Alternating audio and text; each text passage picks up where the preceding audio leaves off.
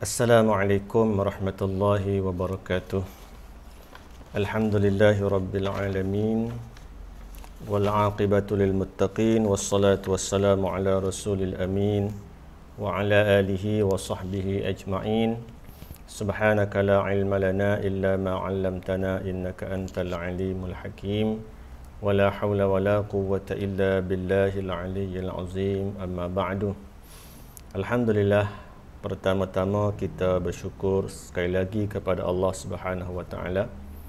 Pada hari ini dapat kita meneruskan sesi pengajian kitab Faridatul Faraid fi Ilmil Aqaid, iaitu kitab asas dalam pembelajaran ilmu usuluddin ataupun ilmu tauhid. Jadi insya-Allah pada pagi ini kita akan sambung pada muka surat 3, muka surat 3, baris yang ketiga dari bawah. Baris yang ketiga dari bawah. Bismillahirrahmanirrahim. Wa qala al-musannif rahimahullahu ta'ala wa nafa'ana bihi wa bi'ulumihi fid dharain amin ya rabbal alamin. Kata musannif rahimahullahu ta'ala. Ni ya. Bermula iman itu setakat ni. Bermula iman itu membenar hati akan Nabi sallallahu alaihi wasallam pada tiap-tiap suatu yang mendatang ia Nabi dengan dia dengan suatu. Rujuk domain ya. Mendatang ia Nabi sallallahu alaihi wasallam dengan dia, yakni dengan tiap-tiap suatu, daripada jadi bayan daripada suatu itu, daripada barang yang maklum daripada agama dengan darurah. Barang yang maklum daripada agama dengan darurah. Okey, baik. Apa makna iman? Iman ni musannif kata membenar hati. Apa makna membenar hati? Makna mengakui. Hati seorang mukallaf, hati kita ni, kita mengakui, kita menerima, menerima, mengakui bahawa Nabi sallallahu alaihi wasallam itu membenarkan hati akan tiap suatu yang dibawa oleh Nabi sallallahu alaihi wasallam. Apa benda tu yang kita kena mengaku tu, yang wajib kita membenar itu? Dia kata daripada barang yang maklum daripada agama dengan darurah. Maknanya benda-benda yang mudah-mudah pada agama, benda-benda yang lantas pada agama, benda yang tidak sulit pada agama. Maksudnya setiap orang Muslim dia tahu bahawa itu adalah pekerjaan agama. Bila sebut kata semayang, ya semua orang tahu semayang tu pekerjaan agama. Lalu kita menerima hati kita bahawa sembahyang itu benar datang daripada Allah melalui Nabi sallallahu alaihi wasallam. Maka kita beriman. Lagu itulah ya. Okey, baik. Jadi benda yang darurah ni benda yang semua orang boleh tahu. Semua orang Islam tahu sembahyang, zakat, puasa, haji, apa semua sekali tu. Benda ni tidak boleh diingkar sama sekali. Kalau engkar kepada benda ni, jadi kafir. Tak terima benda ni ataupun ragu tentang benda ini, maka hukum dia kafir, tidak beriman. Jadi iman itu merujuk kepada pembenaran hati ataupun pengakuan hati. Adapun Islam yang kita belajar sebelum ni, Islam ni dia merujuk kepada apa? Islam ni dia merujuk kepada amalan zahir. Jadi kita boleh kata macam ni, kita boleh kata iman itu a'malul qulub, pekerjaan hati, manakala Islam itu merupakan a'malul jawarih, pekerjaan anggota. Sembahyang anggota, puasa anggota, ya, haji anggota, itu Islam. I'tiqad itu iman, sebab dia benda dalam, benda hati ya, melibatkan pekerjaan hati. Okey, baik. Dan dikehendaki dengan membenar itu, apa maksud membenar yang musannif sebut tadi? Mengikut hati. Hati kena turut, hati kena ikut. Dan menerima hati akan barang yang tersebut itu. Makna barang yang datang daripada Nabi tadi, hati kena terima, hati kena ikut. Tiada semata-mata mengetahui benar Nabi sallallahu alaihi wasallam serta ketiadaan mengikut dan menerima, maka tiada dihukumkan dengan iman pada kebanyakan daripada segala kafir yang mengetahui mereka itu kafir, bahawasanya Sayyiduna Muhammad sallallahu alaihi wasallam itu Nabi dan Rasul yang sebenar, kerana ketiadaan mengikut hati mereka itu dan ketiadaan menerimanya, yakni menerima hati akan demikian itu. Okey, jadi tuan-tuan, iman ini apa tadi? Menerima ataupun menurut ataupun mengikut hati. Dia bukan semata-mata mengetahui. Bukan semata-mata mengetahui, sebab dia kata berapa banyak di kalangan orang kafir Quraisy yang mengetahui Nabi. Bahkan sebahagian mereka tahu bahawa Muhammad itu Rasul. Muhammad itu yang benar. Siap mereka gelar Al-Amin lagi. Mereka percaya setiap perkataan Rasul. Tetapi hati mereka tidak mahu ikut. Hati mereka tak mahu terima. Maka tidak boleh dihukumkan musyrikin Mekah tadi yang percaya dengan Nabi ataupun yang mengetahui tentang Nabi tetapi tidak mahu percaya, tidak mahu beriman, tidak mahu mengikut hati mereka. Jadi mereka tu bukan beriman. Mereka tu kafir. Mereka itu kafir. Sebab tu kalau kita tengok apa yang berlaku pada Pak Menakan Nabi sendiri kan.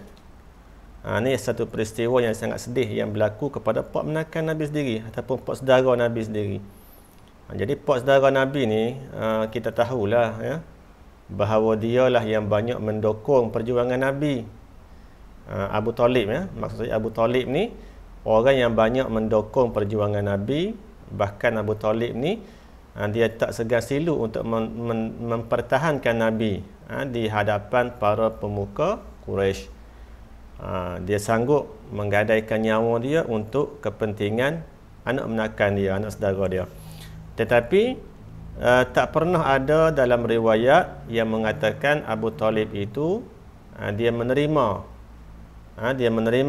kenabian Nabi Muhammad sallallahu alaihi wasallam. Tapi dia percaya bahawa ataupun dia mengetahui bahawa apa yang dibawa oleh Nabi itu benar. Dia mengakui ataupun dia tahu bahawa Muhammad ini tak pernah dusta. Tapi dia tak terima hati dia tentang kerasulan Muhammad. Sebab itulah ulama-ulama kata Abu Talib ini jumhur ulama dia kata Abu Talib ni walaupun dia banyak pertahankan Nabi, tapi dia adalah orang yang tidak beriman sebab dia tidak mengikut hati dia, tak menurut hati dia. Namun ada juga ulama yang kata dia beriman, tapi dia tidak menzahirkan keimanan dia kerana dia malu kepada pemuka-pemuka Quraisy ya. Tambah-tambah dekat dia nak mati tu main semua pembesar-pembesar. Abu Jahal ada, Abu Lahab ada, segala pembesar Quraisy tu ada. Masing-masing duk paut dia untuk mengikut agama masing-masing. Nabi dakwah masa tu. Jadi tak terkeluar syahadah di mulut Abu Talib. Tapi setengah ulama kata dia beriman. Itu pendapat terpencil lah. Adapun pendapat yang kata Abu Talib ini kafir, itu jelas. Sebab dia disokong oleh nas Al-Quranul Karim. Ya? Tuhan kata apa? Innaka la tahdi man ahbabta walakinnallaha yahdi man yasha'. Sekali Nabi sedih bila pak saudara dia ni tak ikutlah ajaran dia. Walaupun pak saudara dia ni orang kuat duk sokong dia, tapi tak ikut ajaran dia, maka Nabi pun sedihlah. Nabi minta doa kepada Allah supaya Allah ni selamatkan pak saudara dia daripada azab. Maka Tuhan tak kena dengan cara lagu tu. Tuhan kata innaka la tahdi man ahbabta, hey Muhammad, kamu tidak boleh beri hidayah kepada orang yang kamu mahu. Walakin Allah yahdi man yasha'. Tapi pekerjaan memberi hidayah itu hanya balik kepada Allah semata-mata. Dah Allah tak sibuka hidayah, tak sibuka pintu hati. Nak buat guna. Tugas Muhammad, tugas Nabi kita ni menyampai Sama dengan tugas kita semua hari ni menyampai. Orang nak terima tak saya terima. Nah, orang nak tolak nak berapa, itu bukan kerja kita. Kita tak dipersoaljawabkan tentang orang nak terima nak tolak. Tetapi kita dipersoaljawabkan adakah kita menyampai, adakah kita berdakwah ataupun tidak. Faham situ dah. Insya-Allah. Jadi gapo nak ayat ni? Nak ayat kata iman ni ialah terima hati. Lagi hati tak terima walaupun tahu tidak dipanggil beriman. Okey, baik. Jelas dah. Dan segala rukun iman itu 6 perkara. Jadi rukun ni maknanya tiang ataupun orang panggil paksi. Rukun iman ni 6 perkara. Tak beriman satu, jatuh kepada kafir lah. Tak panggil orang beriman lah. Gapo rukun iman tu? Yang pertama. Ni hafal semua dah ni. Beriman artinya percaya dengan Allah. Kita kena percaya, kita kena beriman kepada Allah. Allah tu siapa dia Allah tu? Kita tengok sikit catatan mau buat ni. Jadi percaya ataupun terima hati. Terima hati kata Allah ni ada. Siapa Allah tu? Allah tu nama bagi zat. Nama bagi zat yang bersifat dengan segala sifat kamalat. Sifat kesempurnaan. Banyaklah sifat kesempurnaan dia tu. Dan ternapi padanya, pada Allah Ta'ala tadi, segala sifat kekurangan, sifat naqais. Jadi berapa sifat kamalat dia? Wallahu a'lam. Kita wajib pegang secara ijmal bahawa Allah ni dia ada sifat kamalat yang banyak. Bahkan segala sifat kamalat yang layak dengan Allah, itu sifat dia. Bukan 20. 20 tu apa dia? 20 tu sifat yang wajib diketahui secara tafsir, secara huraian. Tapi bukan sifat Tuhan ni terbatas setakat 20 dak. Cuma wajib kita faham tu sebanyak 20. Itu dah. Jadi berapa banyak bilangan sifat mustahil, sifat kekurangan. Lawan bagi kamalat tadi. Kalau kata kamalat tak terhingga, maka naqais pun tak terhingga. Kalau sifat kamalat 20, maka lawan dia pun 20. Gitu dah. Jadi kita beriman kata Allah ni ada, percaya dia Allah tu nama bagi zat, dia Allah ni dia memiliki segala sifat kesempurnaan yang layak dengan dia lah ya. Yang layak dengan dia. Sebab apa Amba kata gitu? Sebab kadang-kadang sifat kesempurnaan ni ada yang layak pada Allah, ada yang tak layak pada dia. Tengok sebagai contoh, kalau kita laki bini kita ada bini, mana kalau ada anak tu layak lah kalau beranak. Ataupun kalau ada anak tu mana kesempurnaan. Orang kata tak sempurna, demo ni duduk sekelami tak ada anak ni, rasa kekurangan. Tapi nisbah pada Allah tak. Nisbah pada Allah ada anak tu kekurangan. Jadi kita kata sifat kamalat yang layak dengan Allah Subhanahu wa taala. Baik. Yang kedua, beriman dengan malaikatnya. Malaikat ni tengok catatan Amba sikit ni, Senin nak suruh mudah dalam faham Amba tulis siap-siap lah. Jadi malaikat ni pertama sekalinya kena percaya malaikat ni ada. Percaya malaikat ni ada. Mana percaya tu apa dia? Percaya tu terima hati, membenarkan hati, tasdik dalam hati kata malaikat ni ada sungguh. Dan malaikat tidak pernah melakukan dosa kecil ke dosa besar ke, tak pernah. Sebab Tuhan royak sendiri, la ya'suna la ya'suna Allah ma amarahum wa yaf'aluna ma yu'marun. Malaikat ni tidak pernah melakukan dosa kepada Allah, tak pernah derhaka sikit pun pada Allah, dan mereka buat gapo yang Tuhan suruh buat, mereka buat belaka, tidak tala sikit pun, tidak tinggal sikit pun. Itulah yang dikatakan malaikat. Dia sangat-sangat taat, sangat-sangat patuh kepada Allah. Dia dijadikan daripada nur, daripada cahaya. Dia satu jisim yang lembut, yang halu, yang diperbuat daripada cahaya. Tak ada jantina, jantan pun tak ada, tina pun tak ada. Lelaki tak ada, perempuan tak ada. Lepas tu dia biar lagu mana ada, Allah Ta'ala ciptakan dia siap dah secara langsung. Berapa ramai dia? Ramai malaikat ni, ramai. Nak tahu ramai tak ramai, kat Nabi naik Mi'raj ke langit tu, naik setikat langit tu 40,000 malaikat, 70 sah. Panjang tu kak. Tak habis nak bilang, baru langit baru. Lepas tu hak jaga kita ni, setiap sendi kita ada malaikat banyak lah. Banyak sangat malaikat ni. Bagi ada yang mendengar setengah tok guru kata ni sebuah semua penduduk dunia ni dengan manusia, dengan binatang, dengan gapo ni, dia kata suku daripada bilangan malaikat. Wallahu a'lam lah, mana banyaknya bilangan malaikat saat ni. Tu.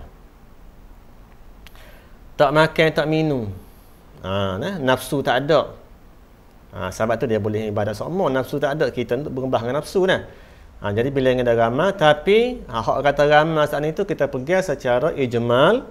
Manakala hak wajib kita tahu secara tafsil adalah seramai 10 orang. Ni kena ingat ni tuan-tuan kena ingat adik-adik sekalian.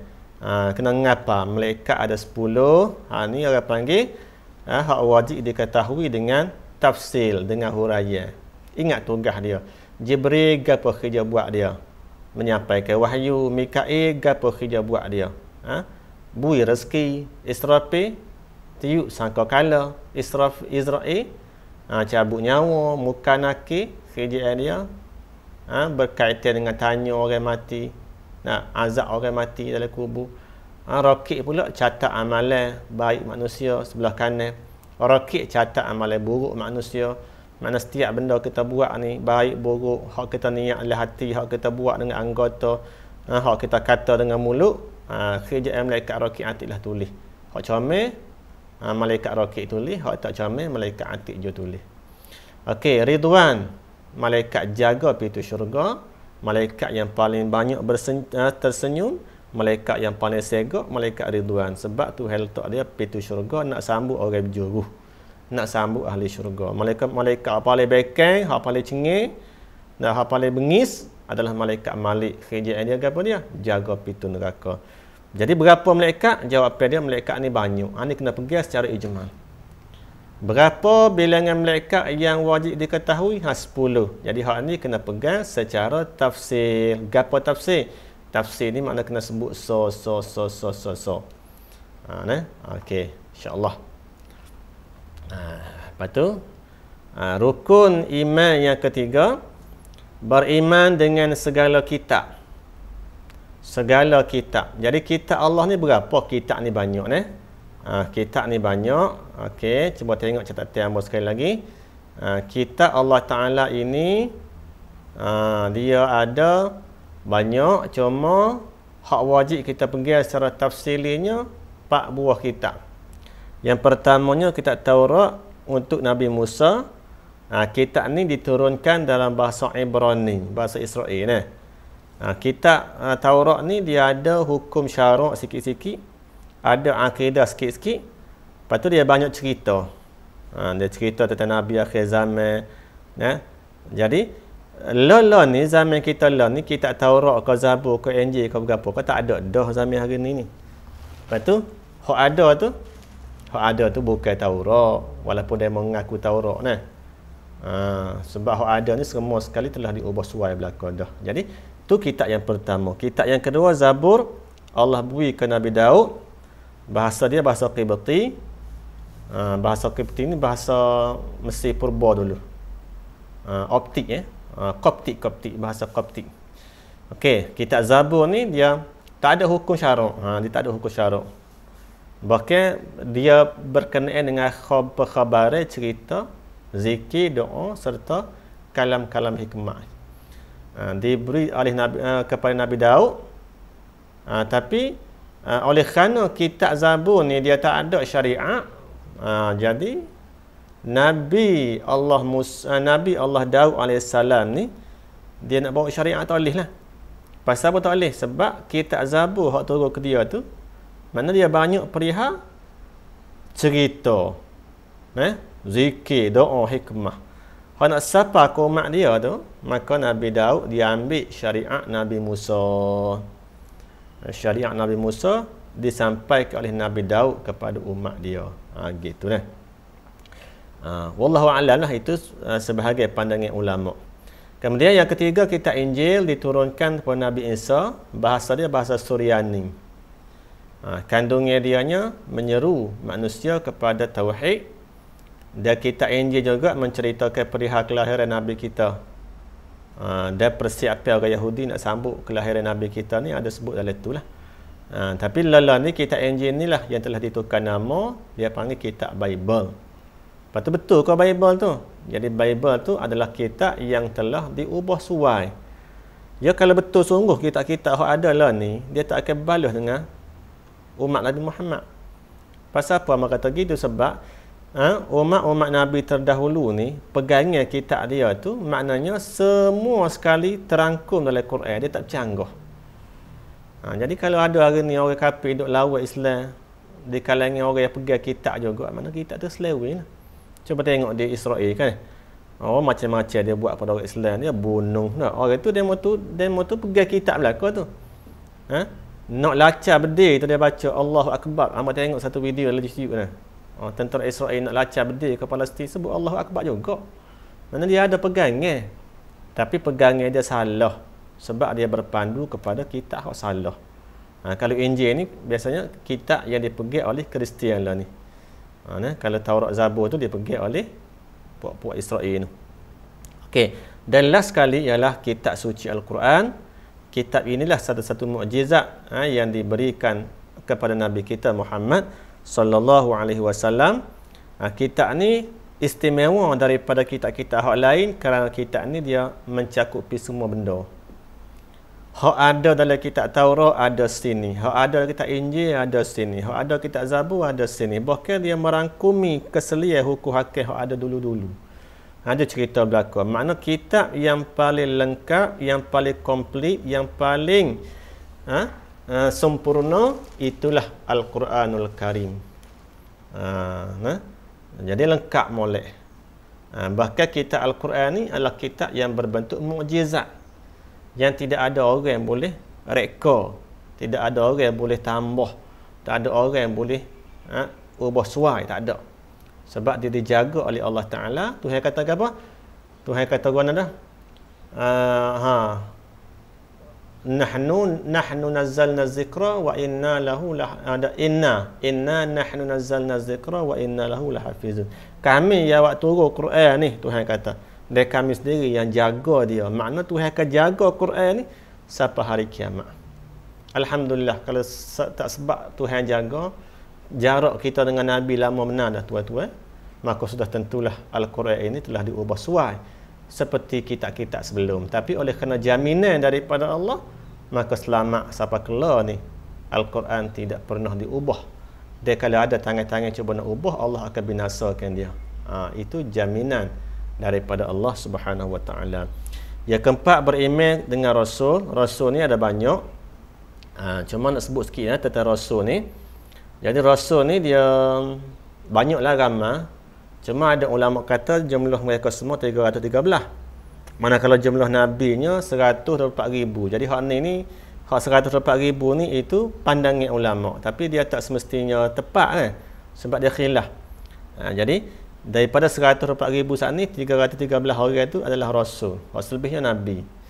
Jadi hak wajib kita kena pegang dengan tafsir 25 orang. Hak wajib kita kena beriman. Kita kata gini, semua Rasul tu benar. Semua Rasul tu betul. Semua Rasul tu ada.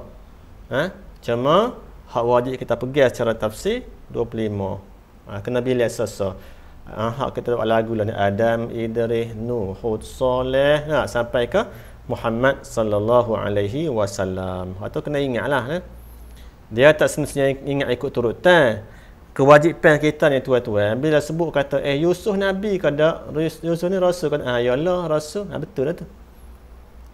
Jadi biarlah kucak-kacik pun tak apa. Yang pentingnya dalam 25 Rasul tu, kalau sebut nama, kita cek hak ni Rasul, hak ni tak. Gitu dah. Okey, baik. Okey. Kemudian seterusnya yang kelima, sikit sebelum masuk yang kelima. Okey, cuba tuan-tuan kaji tengok apa beza antara Nabi dengan Rasul. Beza mana Nabi dengan Rasul? Nabi dengan Rasul beza dia mana? Jadi jawapan dia, Rasul-Rasul ni mana utusan. Nabi-Nabi ni pekhabar ataupun berita ataupun yang bawa berita. Itu pada logat, pada bahasa. Adapun pada istilahnya Nabi dan Rasul ni dia beza sikit lah. Nabi Allah Ta'ala hantarkan wahyu kepada dia, tetapi dia tidak menyampai kepada umat dia. Adapun Rasul SAW Allah hantar wahyu, tapi dia menyampai kepada umat dia. Tabligh, menyapai.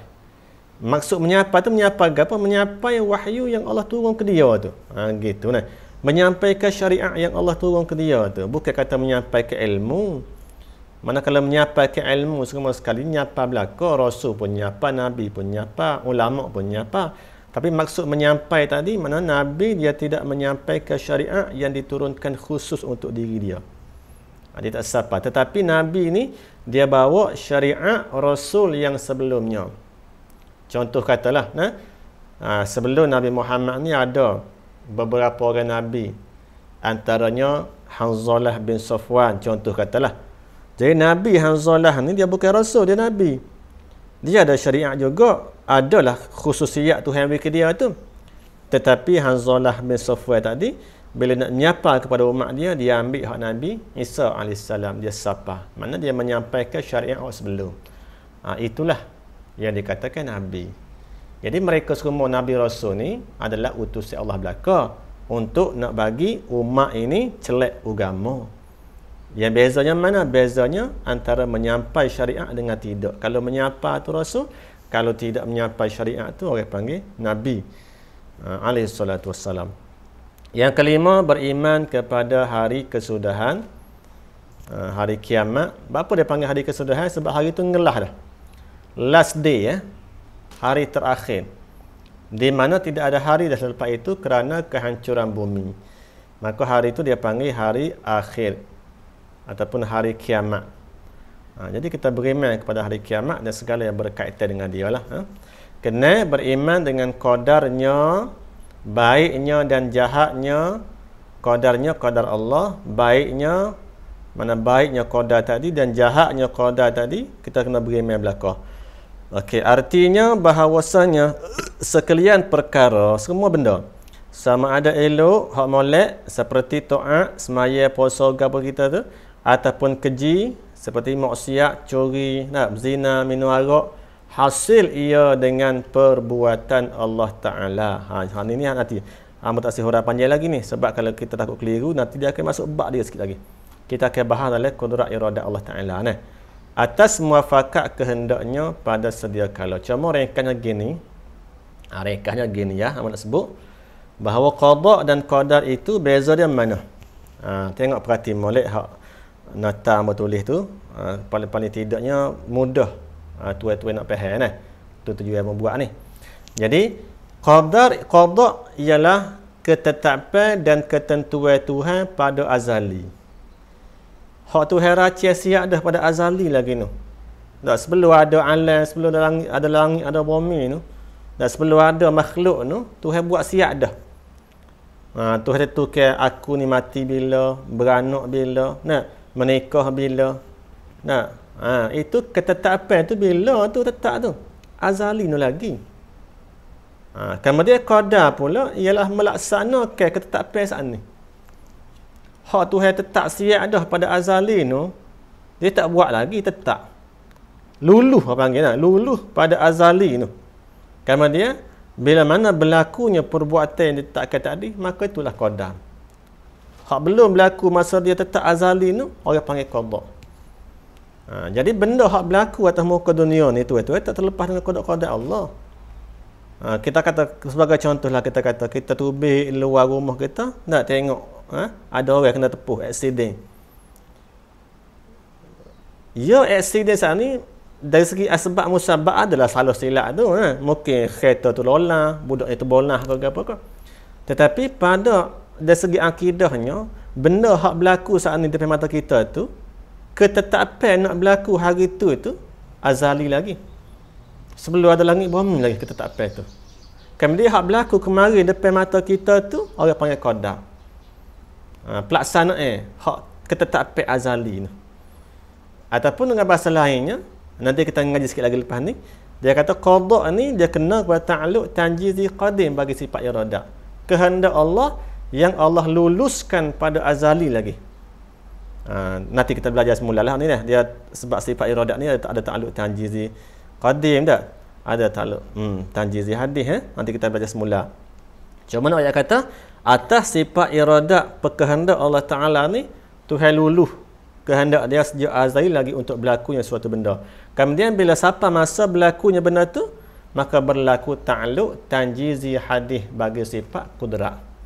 Jadi hari ni kita akan bahas dalam sifat iradah dan juga sifat kudrat. Cuma mana ipah kepada tuan-tuannya, ketetapan azali tu adalah qada, hak berlaku pada hari kejadian itu dia panggil qadar. Begitu dah. Jadi bila kita faham masalah qada-qadar ni, apa kesan dia tuan-tuan? Kesan dianya kita tidak rasa keluh kesah. Kita tidak akan rasa nak bunuh diri ke berapa ke di atas segala musibah yang menimpa. Kita tidak sangat menyalahkan sesiapa. Bila kita faham masalah qada-qadar, kita fahamlah bahawa itu ketetapan Tuhan yang kita kena terima dengan redha, dengan hati yang tenang, dengan hati yang terbuka. Saya belah mana kita ke anak kita, sampai ketika Tuhan ambil. Janganlah kita orang kata apa? Sedih sangat, menyalahkan sesiapa. Pada hukum asbab musabab tu kita boleh buat pertimbangan, nak sama ke tak sama ke. Itu tak ada masalah. Cuma dari segi penerimaan hati kita tu, bila mana berlakunya ketetapan Allah, kena redha, kena terima. Sebab benda tu dia tetap pada azali lagi dah. Dia hak berlaku hari ni tu adalah pelaksanaan qadar kepada ketetapan hak ditetapkan pada azali ni. Jadi hak berlaku atas kita ni kaya miskin, tak? Orang kata apa? Musibah banjir, tak, bala bencana Covid hak berlaku hari ni pun semua tu qada Allah berlaku dah kalau kita faham kat insya-Allah Okey, baik. Tu dia jadi setakat tu dulu untuk hari ni. Bermula ihsan itu berbuat baik dengan bahawa ikhlas oleh seseorang. Wallah subhanahu wa ta'ala a'lam.